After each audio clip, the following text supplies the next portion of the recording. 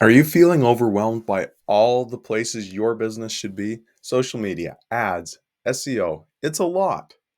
The truth is, you don't need to be everywhere. Today, we'll show you how to choose just a few marketing channels that align with your business and your customers so you can stop spreading yourself too thin and start seeing real results. Welcome to Small Business Big Visibility, the podcast empowering you, adventurous small business owners, to attract your ideal customers and boost your revenue. I'm your host, Jason McKenzie. Each week, we'll explore easy to implement tools and strategies to take your business to new heights and build the lifestyle you want. If you're ready for more profits and less stress, let's get started. Last time we tackled one of the most important elements of your marketing foundation, crafting a clear and compelling brand message. We talked about how your message should resonate with your ideal customer, solve their problems, and highlight what makes you unique. Jane, the carpet cleaning business owner we've been talking about, went from saying, "We clean carpets," to a message that really connected. We help busy families and pet owners keep their homes clean and healthy with professional carpet and upholstery cleaning you can trust. That shift allowed her to stand out and draw in the right customers. But here's the next big question. Where should you share your message? Social media? Email? Ads? Today, we'll help you decide which marketing channels are the best fit for your business so you can focus your energy and maximize your business impact. Let's jump back to Jane. After fine-tuning her brand message, she's ready to share it with the world. But when she started reaching marketing options, she quickly felt overwhelmed. Her inbox was flooded with advice. One blog said she needed to master TikTok. A YouTube video insisted she should invest in Google Ads. Someone else told her SEO was non-negotiable. Jane simply didn't have the time, budget, or team to do it all, and frankly, she didn't want to. Her mentor noticed her frustration and said, "Jane, your business doesn't need to be everywhere, at least not yet. The key is to pick a few channels that work for you and your customers and focus on those." That advice really changed everything. Instead of trying to do it all, Jane chose two channels: local Facebook groups and Google reviews. Why? Well, because those were the places her ideal customers, busy families and pet owners, were already looking for services like hers.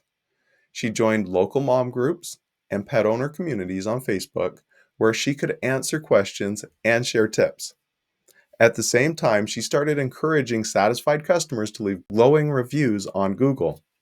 Well, the results were that Jane's phone started ringing more often. By focusing on just two channels, she saw better results than when she was trying to dabble in many. The story of Jane really is here to highlight a simple truth. You don't need to be everywhere to succeed.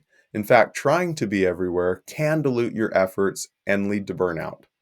For most small businesses, especially in the early stages, it's better to focus on 2 to 3 channels where your customers are most active and where your message will have the greatest impact.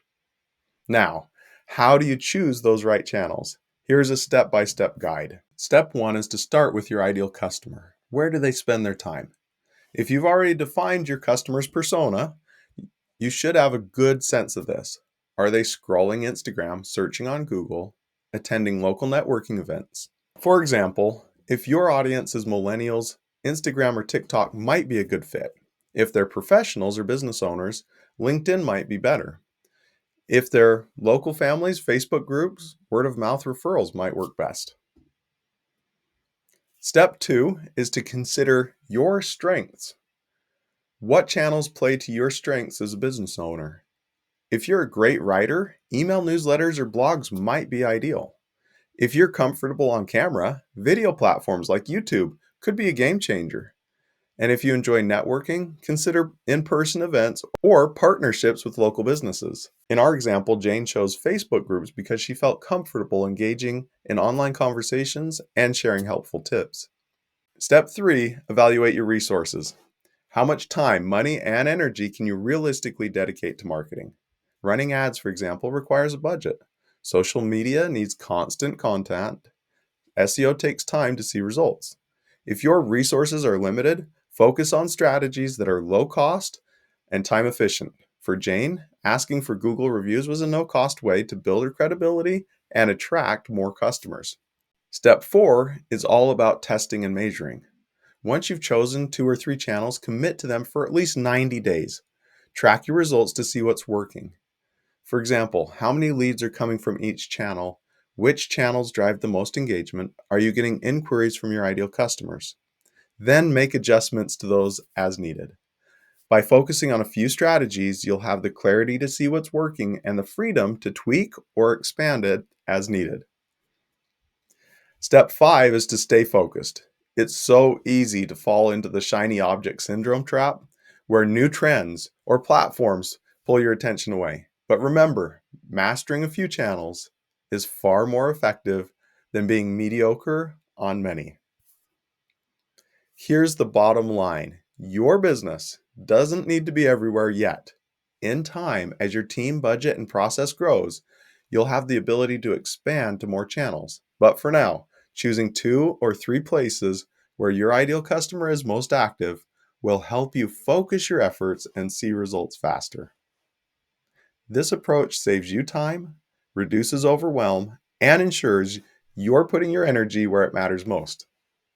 Now, you might be thinking, what if I'm missing out by not being on this platform or that platform? That's a common fear. And let me reassure you, it's better to go deep in a few channels than spread yourself way too thin across many. Think of it like planting a garden. If you scattered seeds everywhere and don't water them, nothing's going to grow.